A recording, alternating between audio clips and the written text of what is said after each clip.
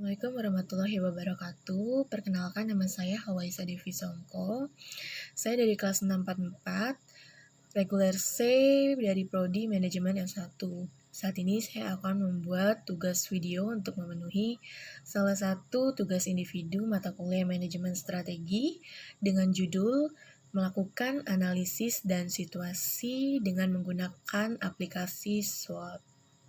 Lanjut ke materi teman-teman, perlu kita ketahui dalam menjalankan sebuah bisnis itu merupakan hal yang tidak mudah. Dengan zaman yang sekarang itu lebih banyak persaingan ya teman-teman. Jadi makanya diperlukan itu adalah kita menganalisis faktor internal, faktor eksternal dari perusahaan kita agar perusahaan kita tetap berjalan. Nah, dengan cara menganalisis itu bisa kita menggunakan dengan sistem analisis SWOT. Apa sih sistem analisis SWOT itu? Analisis SWOT itu merupakan suatu metode yang bisa kita gunakan untuk meningkatkan sebuah kualitas dalam perusahaan kita. Jadi, dengan kita menganalisis SWOT ini, kita bisa menemukan ide-ide baru untuk perusahaan ke depannya. SWOT itu terdiri dari strength, kekuatan, weakness, kelemahan, opportunity, peluang, dan threat, yaitu ancaman. Kemudian, SWOT itu merupakan metode analisis yang digunakan untuk sebuah perusahaan mengevaluasi kekuatan, kelemahan, peluang, dan ancaman. Dari analisis SWOT itu, kekuatan, kelemahan itu merupakan faktor internal, jadi lingkungan internal organisasi ya teman-teman. Dan untuk poin peluang dan ancaman itu merupakan faktor eksternal, jadi itu dari lingkungan eksternal organisasi itu sendiri. Teman, mungkin di video ini saya tidak terlalu banyak membahas tentang materi, karena materi bisa kita cari juga ya, banyak juga sumbernya, mulai dari buku ataupun dari internet.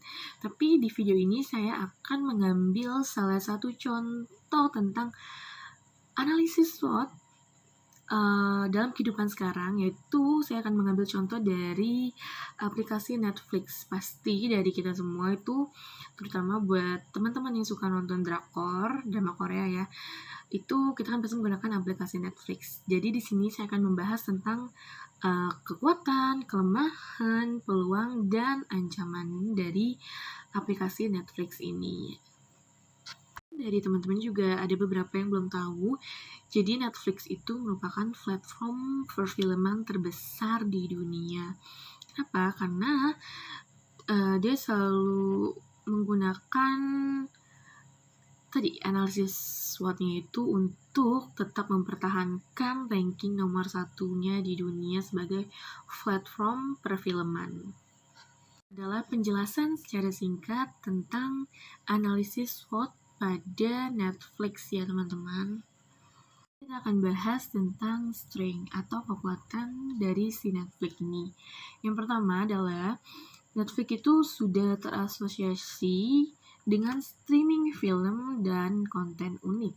Yang kedua, kualitas dan jenis kontennya itu sudah banyak teman-teman, jadi dia sudah memiliki banyak penghargaan. Dan yang ketiga, secara teknologi, Netflix itu terbantu dengan jaringan internet yang sangat luas. Dan yang terakhir, kekuatannya itu adalah biaya pemasarannya itu sebesar 2,2 miliar dolar Amerika itu digunakan dengan sangat-sangat efisien. Nah, yang kedua itu kita akan membahas tentang kelemahan dari si Netflix ini. Jadi Netflix ini kelemahannya itu pertama mudah ditiru ya teman-teman, tidak perlu disebutkan mereknya. Jadi sekarang itu di aplikasi Play Store atau App Store itu banyak banget seperti platform perfilman juga ya. Jadi banyak modelnya, ada si A, si B, dan si C. Dan Netflix ini kelemahannya terlalu tergantung pada pasaran itu lebih dominan ke Amerika Serikat. Jadi poin ketiga yaitu tentang opportunity atau peluang. Jadi menurut saya Netflix itu sebenarnya bisa berkembang secara internasional ya, ke pasar-pasar internasional, bisa ke Tiongkok, terus juga kayak di India, Amerika Selatan, bahkan bisa juga di Indonesia atau di berbagai negara-negara yang ada di dunia dengan berbagai kemitraan yang ada. Jadi, diusahakan kita membuat sebuah peluang yang baru, misalnya mungkin dengan konten-konten lokal dari masing-masing setiap negara gitu.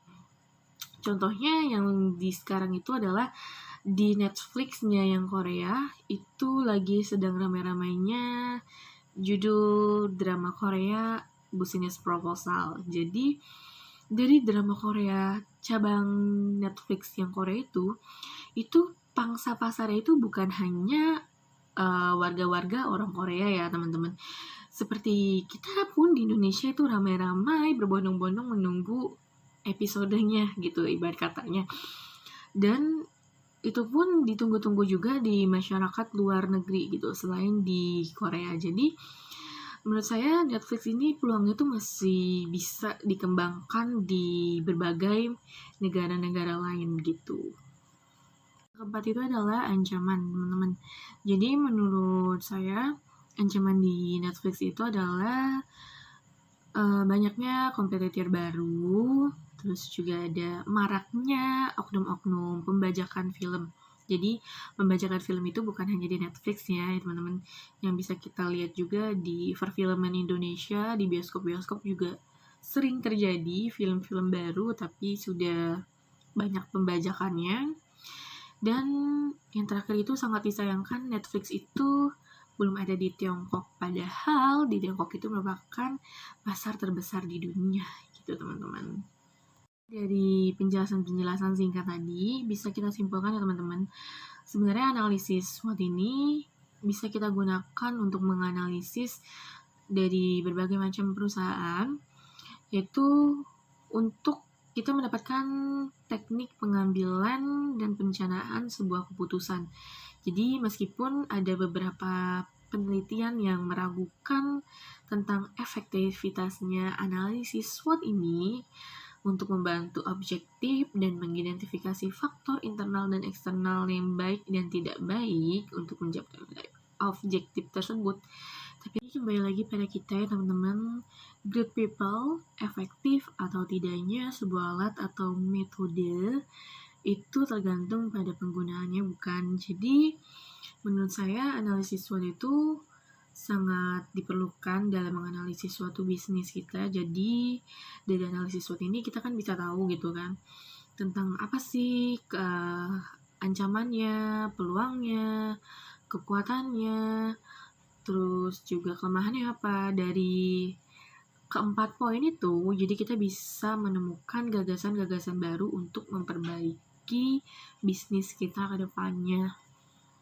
Pembahasan singkat dari saya tentang menganalisis SWOT pada perusahaan Netflix. Jadi mohon maaf jika ada salah kata atau kekurangan dalam membawakan pembahasan materi yang diberikan. Terima kasih.